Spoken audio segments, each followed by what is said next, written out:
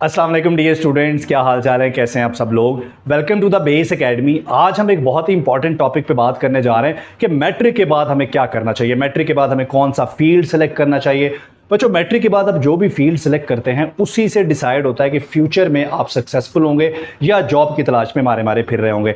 आमतौर पे ये होता है कि मैट्रिक के बाद कोई भी फील्ड सेलेक्ट करने से पहले बजाय हम मार्केट वैल्यू पे रिसर्च करें, हम खुद तहकीक करें कि इस फील्ड की क्या इंपॉर्टेंस है, क्या इसमें फ्यूचर में हमें आसानी से जॉब मिल सकती है या नहीं मिल सकती।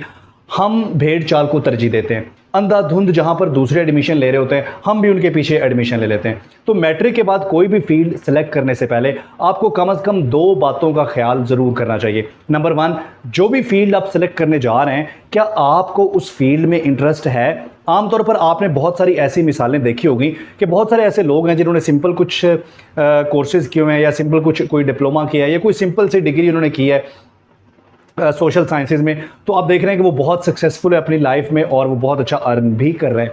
तो सबसे पहली बात तो ये होती है कि आप जो भी सिलेक्ट कर रहे हैं आपका उसमें इंटरेस्ट होना चाहिए। मैट्रिक के बाद अक्सर बच्चे मुझसे पूछते हैं कि सर हमें कौन सा फील्ड सेलेक्ट करना चाहिए, किस चीज़ का ज़्यादा स्कोप है।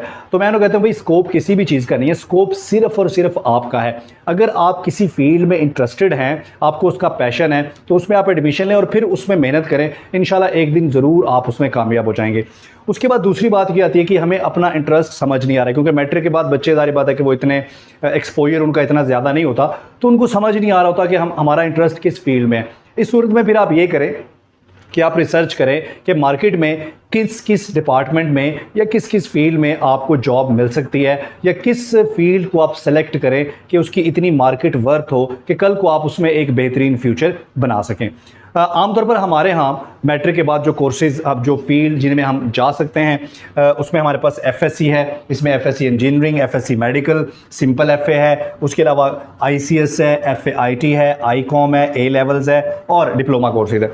अच्छा, अब एक बच्चा कहता है कि जी मैंने इनमें से कुछ भी नहीं करना, ठीक है, मैं जल्दी जॉब हासिल करना चाहता हूँ, मैं इन सब में से FSc, FA, ICS, Icom, A levels कुछ भी नहीं करना चाहता, मैंने जल्दी जॉब लेनी है। तो उसके लिए आपके पास एक बहुत ही बेहतरीन फील्ड है, वो है डिप्लोमा कोर्सेज। इसमें दोनों तरफ है। अगर आप मेडिकल में इंटरेस्टेड हैं तो मेडिकल में मेडिकल टेक्नीशियन के 6 माह से लेकर 6 माह के डिप्लोमा से लेकर 3 साल के डिग्री कोर्सेज भी हैं। इसी तरह से अगर आप इंजीनियरिंग में इंटरेस्टेड हैं तो इंजीनियरिंग में भी मुख्तलिफ डिप्लोमाज हैं जो गवर्नमेंट के टेक्निकल इंस्टीट्यूट्स करवाते हैं, बहुत बेहतरीन वो करवाते हैं। 6 माह के डिप्लोमा से लेकर 3 साल के कोर्सेज उसमें हैं, 3 साल के डिग्री कोर्सेज भी उसमें हैं।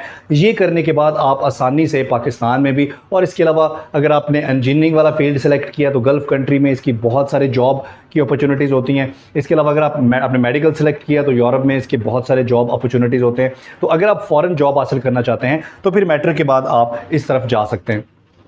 अच्छा, अब फ़र्ज़ कर लें कि आपने मैट्रिक में बहुत अच्छे नंबर लिए हैं, ठीक है। अगर आपके मैट्रिक में बहुत अच्छे नंबर हैं तो फिर आप एफएससी करें, और जो भी आप एफएससी में फील्ड सेलेक्ट करें, चाहे इंजीनियरिंग हो या मेडिकल हो, फिर उसमें मेहनत करके आप इंजीनियरिंग यूनिवर्सिटी या मेडिकल कॉलेज में एडमिशन को यकीनी बनाएं, ठीक है। लेकिन अगर आपके नंबर बहुत अच्छे नहीं हैं, अगर आपके मैट्रिक में नंबर एवरेज हैं या बिलो एवरेज हैं, तो फिर ये ज़रूरी नहीं होता कि आप एफएससी ही करें। अगर आपके नंबर एवरेज या बिलो एवरेज हैं तो फिर एफएससी के बाद मेडिकल या इंजीनियरिंग में आपका दाखिला बहुत ही मुश्किल होता है। नामुमकिन तो कुछ भी नहीं होता, हो तो सकता है, लेकिन आपको बहुत ही ज़्यादा मेहनत की ज़रूरत है। आप यूँ कह लें कि 100 में सिर्फ 1% चांस होता है कि मैट्रिक में बहुत कम नंबर लेके आप आगे मेडिकल या इंजीनियरिंग में जा सकते हैं। आप सेल्फ फाइनेंस पे तो जा सकते हैं अगर आपके पास इतने पैसे हैं, लेकिन अगर आप सेल्फ फाइनेंस पे नहीं जाना चाहते और आपके मैट्रिक के नंबर भी बहुत थोड़े हैं तो फिर ज़रूरी नहीं है कि आप एफएससी में जाएं। फिर आप सोच समझ के सिलेक्ट करें कि आपको क्या करना है। आजकल हमारे यहाँ आईसीएस का बहुत ट्रेंड है, ठीक है। अब जिसको देखते हैं एक भेड़ चाल लगी हुई है, हर कोई आईसीएस किए जा रहा है। उसकी वजह यह है कि फ्रीलांसिंग का आजकल दौर है और बहुत सारे लोग फ्रीलांसिंग कर रहे हैं। आप सोशल मीडिया पे देखते हैं, वो आपको दिखाते हैं, देखें जी मैंने इतने करोड़ बना लिए, जी मैंने इतने लाख डॉलर बना लिए। तो उनको देख के इंस्पायर होकर बच्चे जो हैं वो फ्रीलांसिंग करना चाहते हैं, आईसीएस की तरफ जाते हैं। लेकिन जो कि हमारा जो एम होता है, हमारा जो मकसद होता है वो सीखना नहीं होता, वो पैसे कमाना होता है। तो नतीजा क्या होता है कि ना तो हम सीख पाते हैं और ना ही पैसे कमा पाते हैं। तो अगर आपको वाकई शौक है फ्रीलांसिंग का तो उसके लिए आईसीएस ज़रूरी नहीं है, वो तो आप एफएससी या सिंपल एफए करके भी, अब बहुत सारे कोर्सेज मार्केट में पड़े, आप वहाँ से कोई भी कोर्स उठाएं जो भी आपको अच्छा लगता है उसमें मेहनत करें और फ्रीलांसिंग में अपना कैरियर बना लें, ठीक है। लेकिन अगर आपको आईटी से इंटरेस्ट है तो फिर आप आईसीएस करें, आईसीएस के बाद आप आगे बीसीएस वगैरह या सॉफ्टवेयर इंजीनियरिंग या जो भी आईटी में बेहतरीन फील्ड्स आजकल आर्टिफिशियल इंटेलिजेंस वगैरह चल रहे हैं, आप उसमें अपना कैरियर बनाएं, ठीक है। लेकिन अगर आप सिर्फ दूसरों को देख के कर रहे हैं तो इससे बेहतर है फिर आप कुछ और कर लें। इसके अलावा एक और बड़ा ज़बरदस्त फील्ड है मैट्रिक के बाद जिसको आमतौर पे हम इग्नोर कर देते हैं, वो है सिंपल एफए, ठीक है। अब देखें जितनी मेहनत आपने एफएससी में करनी है, अगर उतनी मेहनत आप सिंपल एफए में कर लें तो आप इतने अच्छे नंबर ले लेंगे कि किसी भी अच्छी यूनिवर्सिटी में आपका एडमिशन हो जाएगा।